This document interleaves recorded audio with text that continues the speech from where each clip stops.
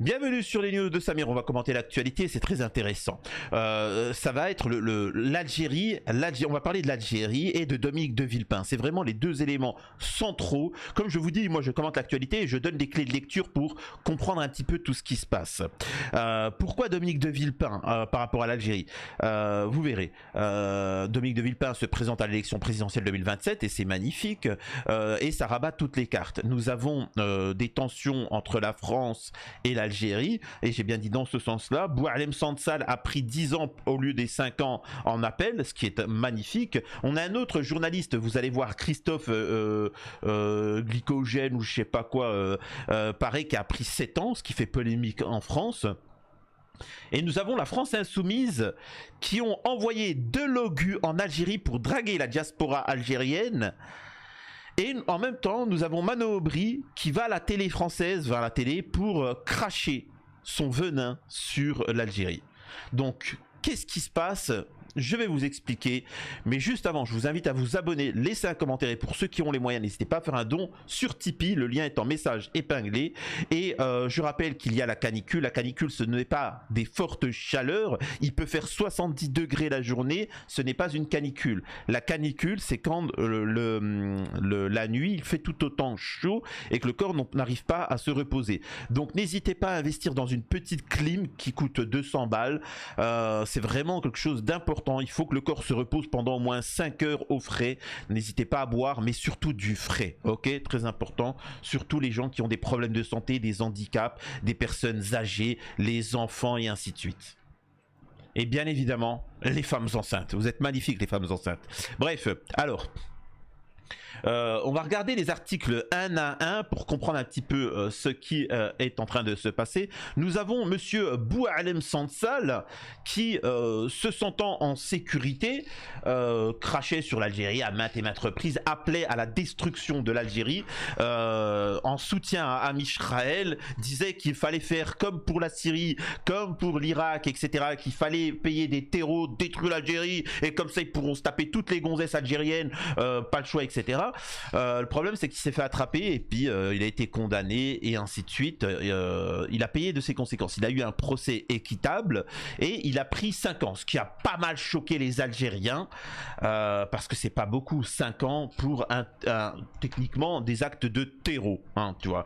Il faut bien comprendre que un terreau, c'est pas que celui qui commet l'acte, il y a l'idéologie, celui qui prépare les esprits en disant t'as vu, etc., comme les islamistes là, les gros barbus à la Jolani, etc., qui viennent et qui propagent leur haine et ensuite ça part en ère civile et ainsi de suite. Donc il a été condamné et ensuite il a fait appel et il a pris 10 ans au final, hein, donc sachez qu'il prendra même bien plus. Et donc voilà, maintenant il s'est expliqué devant la justice, il a dit que il avait pas dit ça comme ça machin. Bon allez, hop, en tôle et nous fait paillèche. Pourquoi je vous parle de ça? Ça a une importance. D'ailleurs, je précise, la France Insoumise, comme Manon Aubry, répète des phrases. C'est la politique en France. En France, il n'y a pas de justice, il n'y a pas de il n'y a rien, tu vois. Et il y a cette phrase qui est magnifique, dont Manon Aubry ressort, c'est « On n'enferme pas des écrivains ». Et t'as des gens qui répètent ça. Moi, qui me débattent avec moi, Samir, on n'enferme pas des écrivains. Pourquoi? Je sais pas, c'est la France Insoumise qui a dit ça. Oui, mais pourquoi? C'est-à-dire que le mec, du moment où tu prends ta plume et t'écris un livre, tu vois, alors un livre de 2 pages, hein, t'écris ouais, je suis un écrivain et j'écris des livres. Boum, tu publies ton livre, tu peux piper des enfants, des femmes, tu fais des braquages à main armée, t'appelles à faire des actes terreaux, tu poses des bombes dans les trucs et tu dis, hey, je suis un écrivain, on va quand même pas enfermer un fucking écrivain. Pourquoi? Pourquoi on n'enfermerait pas les écrivains? Je pose la question, moi, tu vois. C'est incroyable, ça. C'est comme, on n'enferme pas des artistes, mais je m'en balèque, moi. T'as touché un enfant, tu vas en tôle. Tu vois, c'est quand même incroyable. En France, il y a des castes comme ça. Tu remarqueras, hein, c'est comme le juge. Il y a un juge qui a bip sa fille mineure et qui l'a bip et il l'a utilisé dans des réseaux et ainsi de suite. Hein? À votre avis, il a pris combien? Rien du tout, Billy. Il a rien pris. On n'enferme pas des juges quand même. Donc voilà la problématique en France, c'est qu'il y a des castes et même à la gauche et à l'extrême gauche, on t'explique qu'on ne touche pas à ces castes. C'est-à-dire les écrivains, les juges, les présidents, les ministres, les machins comme ça. Tout, en fait, toute la classe là, tu sais, ceux qui ne travaillent pas, quoi, en réalité. Par contre, vous, les gueux, vous inquiétez pas, hein, tu manifestes, tu dis Free Palestine, on te fout en tôle, hein, directement. C'est quand même incroyable cette histoire.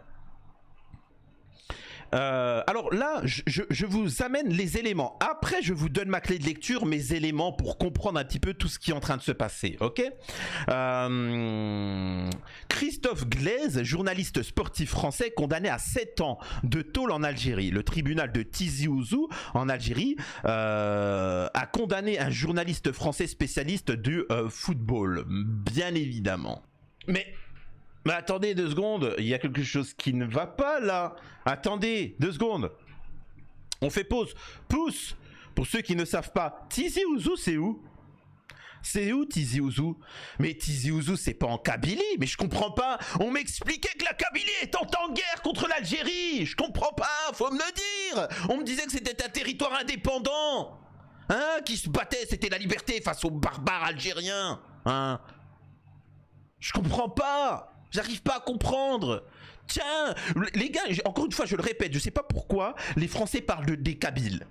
Les Kabyles, avec ma région là, tu sais, Gigel, etc.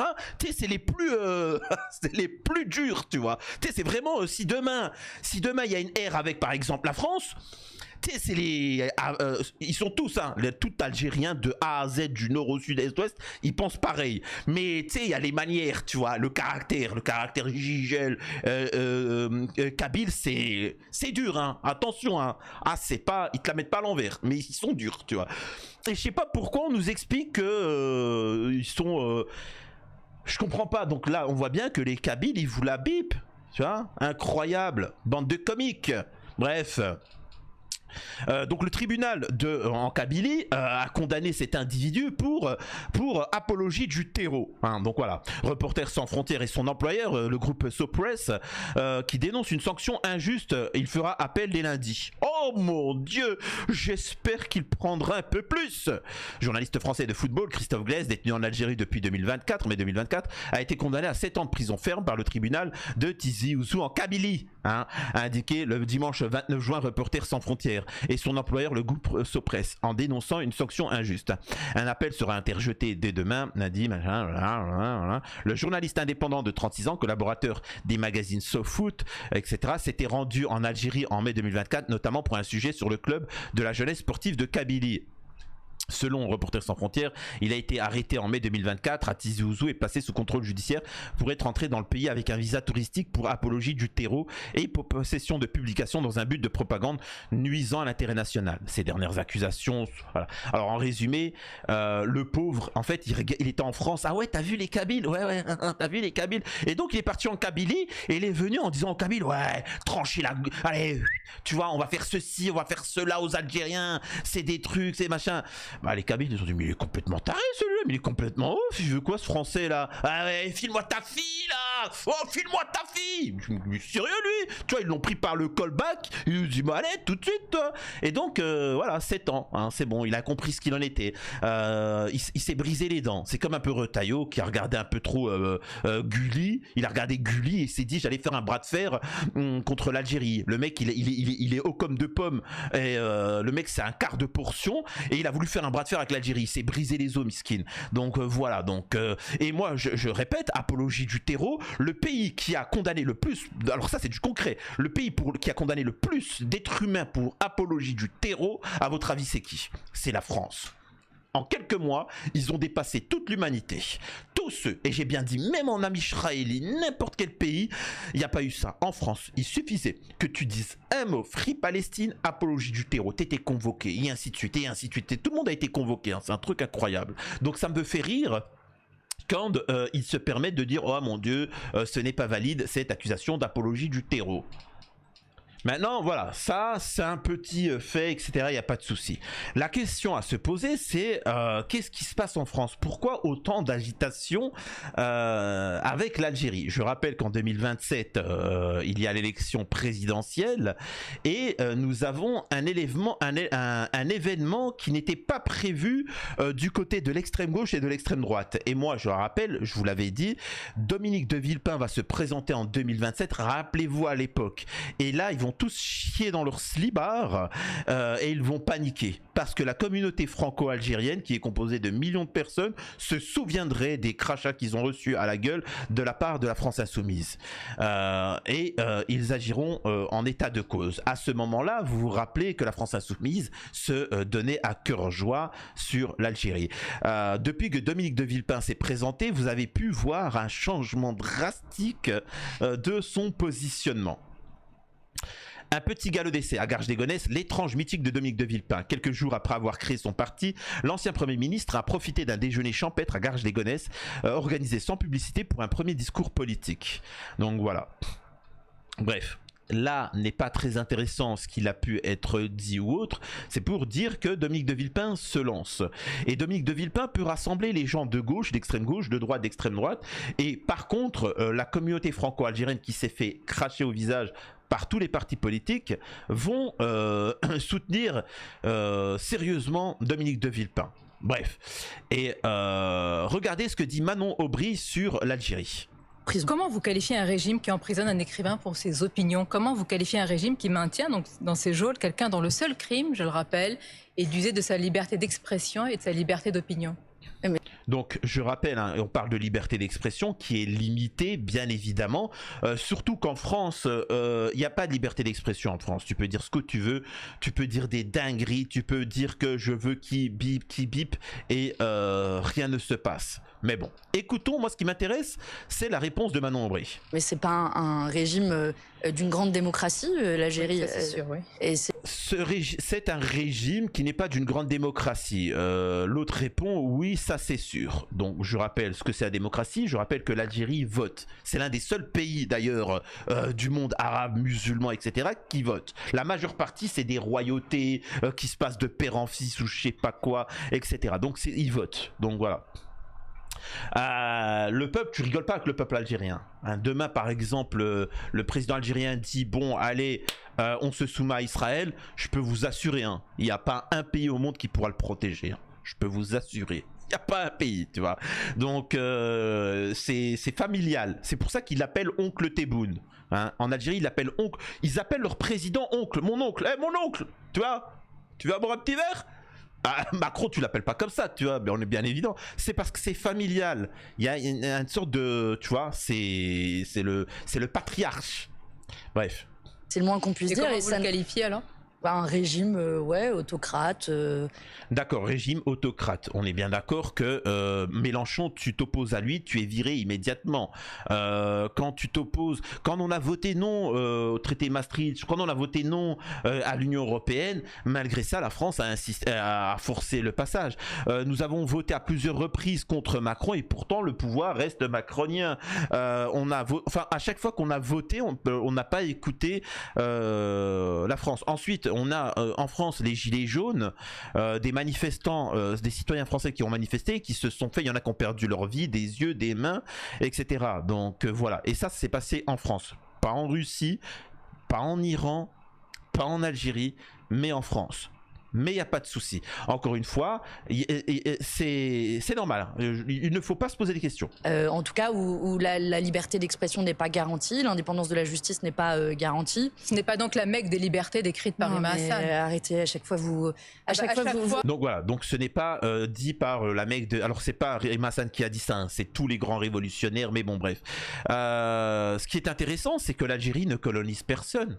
Il y a des pays en Afrique qui colonisent. Tu vois, il y a des pays qui colonisent, on a dans d'autres nations des gens qui commettent des génocides, tu vois, qui commettent des génocides, des massacres, il y en a qui spolient les autres nations et ainsi de suite.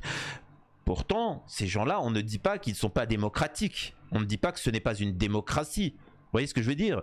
On ne dit pas qu'Israël n'est pas une démocratie. On dit oui, mais il y a des abus. Oui, mais tu sais, machin. Par contre, ils commettent un géno hein, en 4K. Mais l'Algérie, par contre, elle est problématique. Je le répète, la France insoumise a une haine viscérale envers l'Algérie et les Algériens. Il se disait que les Franco-Algériens n'avaient pas la possibilité de voter autre que pour la gauche et ils s'en donnaient à cœur joie. Dès que Dominique de Villepin est arrivé, ils sont en panique totale parce que les Algériens ne l'ont pas oublié et je me lancerai en politique pour bien s'en rappeler. On poursuit.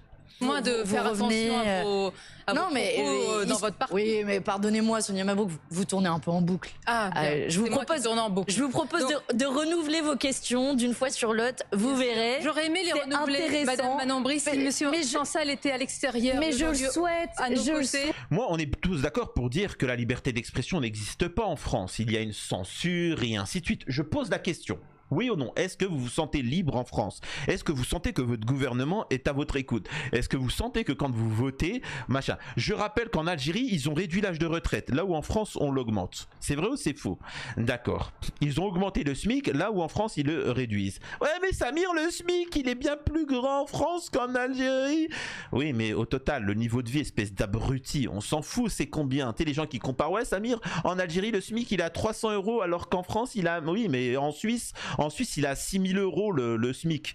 Et pourtant, quelqu'un qui vit véritablement en Suisse, je parle pas d'un frontalier, bah, il gagne pas autant que ça. Hein, parce que les loyers sont plus chers, la nourriture est plus chère et ainsi de suite. Donc il faut voir un peu tout ça.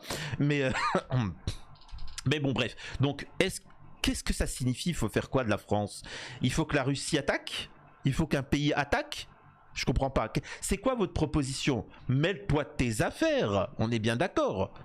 Ouais, Sonia Mabrouk, vous aviez voté pour sa libération, mais je vous le dis de nouveau que le vote ne portait pas sur sa libération. Le vote avait précisément pour objectif de faire monter le niveau de tension avec l'Algérie. Et vous voyez très bien que tout le monde arrive à la même conclusion à laquelle nous sommes à la France insoumise depuis le début. Bref. Donc, il faut bien comprendre que les partis politiques visent une seule chose, les élections. Tous, hein, j'ai bien dit tous. Hein. Quand ceux qui critiquent l'Algérie, c'est pour les élections. Ceux qui en disent du bien, c'est pour les élections.